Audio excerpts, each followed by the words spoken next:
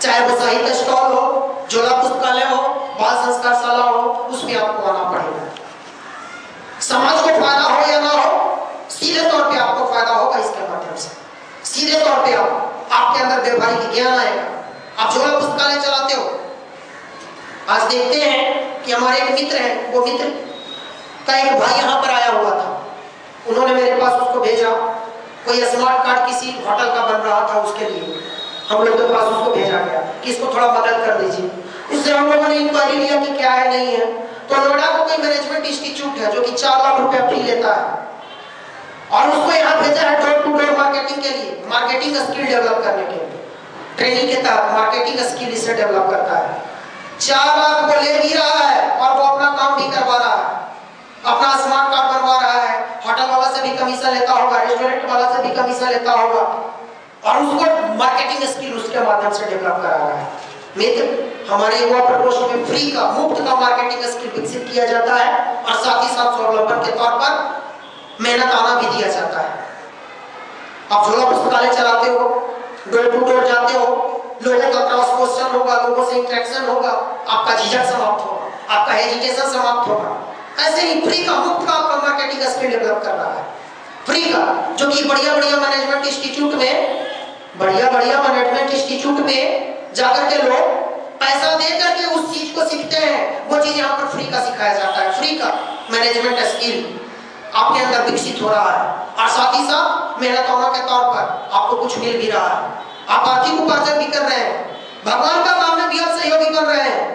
यदि आप भगवान का, गुरुदेव का संहिता बेचते हैं तो भगवान के काम में भी सहयोगी बन रहे हैं, और इससे समाज का भी कल्याण हो रहा है। क्योंकि भारत का, अभी दुनिया का सबसे ज्यादा युवा का देश है भारत, सबसे ज्यादा युवाओं की संख्या भारत में है। यदि यहाँ के युवा को नहीं सुधारा गया, यदि यहाँ के युवा के विचारों को नहीं सुधारा गया, पुरस्कृत नहीं किया गया, यदि विकृत मानसिकता का युवा यहाँ रहा, तो ये बहुत बड़ा नॉन ज्योग्राफिकल डिजास्टर बन सकता है। एक डिजास्टर, एक आपदा जो होता है, तूफान, आंधी, भूकंप, इसको ज्योग्राफिकल डिजास्टर कहते हैं, बाढ़, ये सब ज्योग्राफिकल डिजास्टर होता है। और एक होता है नॉन ज्योग्राफिकल डिजास्टर। तो ये नॉन ज्योग्राफिकल डिजास्टर बन सकता है, इतना बड़ा विकृत मानसिकता का युवा। तो मित्रों, समाज को विकसित करने के लिए, इस राष्ट्र को विकसित करने के लिए, इस राष्ट्र को सुदृढ़ बनाने के लिए, फिर से भारत की खोई हुई गरिमा को वापस लाने के लिए ये जरूरी है कि हमें और आपको कदम उठाना पड़ेगा। और इसके तहत ये जरूरी है कि आप जिस युवक को जाकर के साहित्य देते हो, उसको कन्विंस करते हो, गुरुदेव के विचारों से जोड़ते हो, उसके अंदर एक भी विचार आ गया, एक भी सिद्धांत गुरुवर का अपना लिया। आप इतने बड़े रविशंकर जी महाराज का नाम सुनते होंगे, सब लोग जानते होंगे उनका, रविशंकर जी महाराज। उन्होंने मात्र गुरुवर के एक विचारों को, एक सिद्धांतों को पाला, एक सिद्धांतों को अपने अंदर अपनाया। उनका साहित्य है, उसमें भी आप पढ़ सकते हैं, शांति कुंज में भी आए हैं। कई बार उन्होंने स्पीच में कहा है कि मैंने पंडित श्री राम शर्मा आचार्य के एक सिद्धांतों को पाला, और ये एक सिद्धांत हमारा व्यक्तित्व इतना बड़ा विकसित कर दिया जिसको पूरा दुनिया जानती है। आज रविशंकर जी महाराज को पूरा दुनिया जानती है। आप अन्ना हजारे का भाषण सुने, अन्ना हजारे का स्पीच सुने, आप उसमें देखें कि गुरुवर का कितना सारा सिद्धांत और विचार उसमें मिलेगा। तो मित्रों, ये बहुत बड़ा चीज है, बहुत मूल्यवान है गुरुवर का विचार, गुरुवर का सिद्धांत।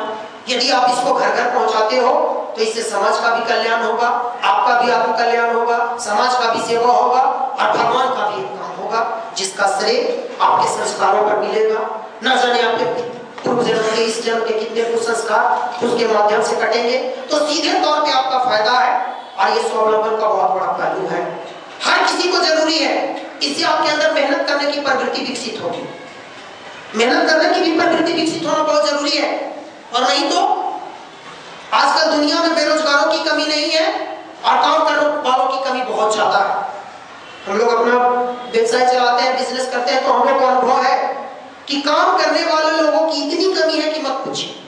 बेरोजगार बहुत लोग मिल जाएंगे, वैकेंसी निकला, लाखों लोग की भीड़ है उसमें, लेकिन काम करने वाले लोगों की संख्या बहुत कम, 1%, वो भी है या ना, जिसकी कोई गारंटी नहीं।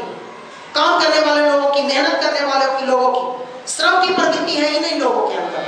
आलस बर्बाद घेरे हुए हैं, जिसके चलते बेरोजगार है, और जिनके अंदर श्रम की प्रवृत्ति है वो श्रम कर रहे हैं, उनको किसी चीज की कमी नहीं है, वो मेहनत कर रहे हैं। तो आज दुनिया में श्रम करने वाले लोगों की कमी आ गई है। तो मित्रों, ये जरूरी है कि आपके अंदर श्रमशीलता भी डेवलप होना चाहिए, श्रम करने की प्रवृत्ति भी आपके अंदर आना चाहिए। और यह श्रम करने की प्रवृत्ति इस स्वावलंबन के माध्यम से आपके अंदर आएगी। आपके अंदर मेहनत करने की प्रवृत्ति आएगी। इसी मेहनत करने की प्रवृत्ति के कारण आप महात्मा गांधी का नाम सुने होंगे। महात्मा गांधी 2 घंटे उनके डेली का रूटीन में शामिल था कि 24 घंटे में वो 2 घंटा चरखा काटा करते थे। उनको कपड़ा की कमी थी क्या? वो भी हमारे आपके जैसा जींस पैंट शर्ट पहन सकते थे।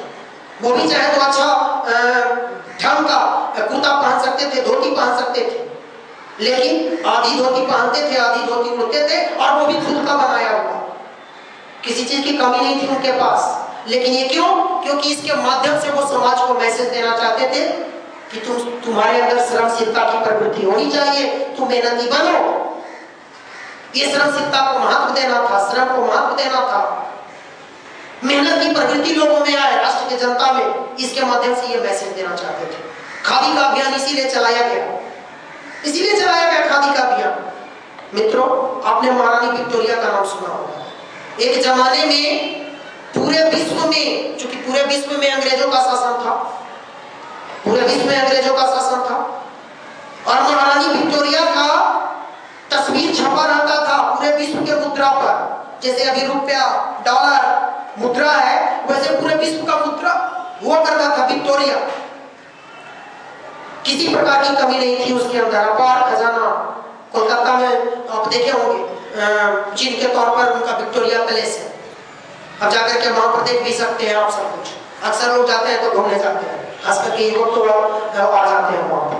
तो मित्रों, वही महारानी विक्टोरिया जिसके पास किसी चीज की कमी नहीं थी, बड़ी श्रमशीलता को महत्व देने के लिए कि दिन भर जो हम अपने संबंधित जो खर्च है, मेरा जो निजी खर्च है, उस खर्च